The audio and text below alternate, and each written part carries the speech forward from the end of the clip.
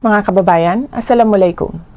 Ayon sa isang nagpakilalang testigo, may kinalaman umano ako sa Oplan Tukhang, sa Davao Death Squad, at sa mga insidente ng pagpatay o extrajudicial killings sa Davao. Bago ang script na ito. Sa mga taon na nagsilbi ako bilang Vice Mayor at Mayor ng Davao City, ni minsan ay hindi naugnay ang aking pangalan sa isyong ito. Bigla na lang nagkaroon ng testigo laban sa akin nang mahalal ako na Vice President. At kabilang na nga ako ngayon sa mga akusado sa International Criminal Court. Maliban sa tiyempo, malinaw na sadyang pinilit lang na maidugtong ang pangalan ko sa isyong ito para ako maging akusado sa ICC.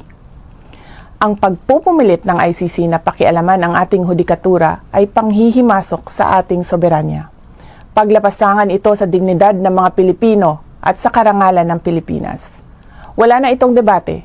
Sa testigo at mga tao na nakapalikod sa kanya. Mag-file kayo ng kasong murder laban sa akin dito sa Pilipinas.